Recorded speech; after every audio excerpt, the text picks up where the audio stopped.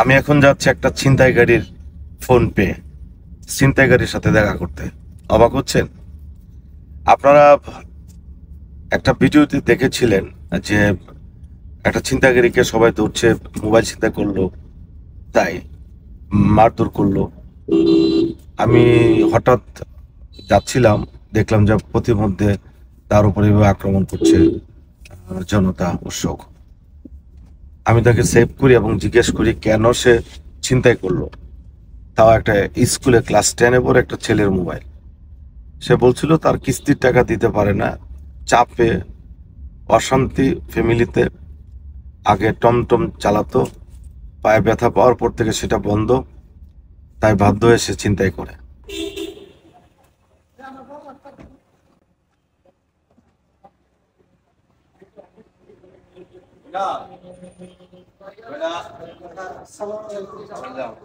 কেমন আছো?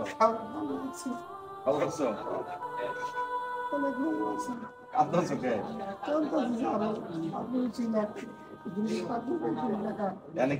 কেয়ারটেকার দিছে না দারোয়ান হিসেবে দিছে? যাক, ভালো আছো? বেতন কত ধরছে? 15,000 টাকা ধরছে। যাক, আমি তো তোমার বাড়িওয়ালারে ফোন দিয়ে বলছি যে বিপদগ্রস্ত, ঋণের বোঝা, তার কষ্ট হচ্ছে, এই জন্য আছে যা যা বলার বলছি আর কি। এখানে তোমার সুযোগ সুবিধা দিতেছে। বাহ, এটা তো গুড নিউজ। তোমার ফ্যামিলিও নিয়ে আসছো? যাক, খুব ভালো হয়েছে। এখন যেটা হয়েছে, আমি তোমার বসেরে বলবো, থ্যাংক ইউ দিব যে ভাই এটা ছিনতাইকারী যে ছিল রাস্তাঘাটে ছিনতাই করতো, ওই জায়গাতে তাহলে আমার পরিচয়, আপনি তারা কাজ দিচ্ছেন, এটা বড় মানবতার পরিচয় দিছে, বড় মানসিকতার পরিচয় দিছে। আমাদের এই দেশে এমন অনেক ভালো মানুষ আছে, অনেক ভালো বাড়িওয়ালা আছে, যারা মানুষের জন্য অনেক কিছু করে। চেষ্টা বুঝছো স্যার? আজকে যদি আপনি যদি আমার যদি রাস্তায় যদি ছিনতাইকারী থাকে, মানুষ হাতে না বাঁচাইতে, মানুষটা আমার মারে ফেলাইতো, আর এই চাকরি আমি পাইতাম না। আজকে অনেক আপনার উচিত অনেক ভালো চাকরি পেয়েছি। কান্দো না, কান্দো না, কান্দো না। তোমার কষ্ট থাকলে আমার খারাপ লাগবে। আর এখন তো বেতন কত ধরছে? 15,000 টাকা বেতন। বাহ বাহ, মাশাআল্লাহ, 15,000 টাকা। এখন যেহেতু চাকরি হয়েছে, রেগুলার নামাজ পড়বা। আগে যে এই অন্যায় যে করছো, স্যার, এই যে আমি নামাজ পড়ি, এই দেন কি পেয়েছি নামাজ। আমি বছরে কইছি বাড়িওয়ালারে যে আমার নামাজের সময় দিতে হইব, মাথায় দাও।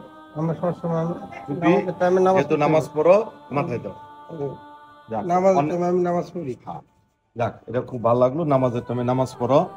তুমি একটা খারাপ মানুষ, ভালো হইছো। আল্লাহ তোমার যে এই তৌফিক দিছে, চেষ্টা করলে সব হয়।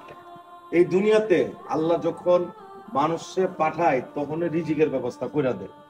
মানুষ কি করে? চেষ্টা না কইরা বিভিন্ন পথে, উল্টাপাল্টা পথে যায় রোজগার করতে চায়। এই টাকা দিয়ে কি হবে? তুমি যদি মরে যাও, তোমার ফ্যামিলি তোমার দায়ভার নিবে? আমার দায়ভার নিবে? আরেকজনের দায়ভার নিবে? যারা হাজার হাজার কোটি টাকার মালিক, মরে গেলে নিতে পারে কিছু? নিতে পারে না। আমি বিশেষ করে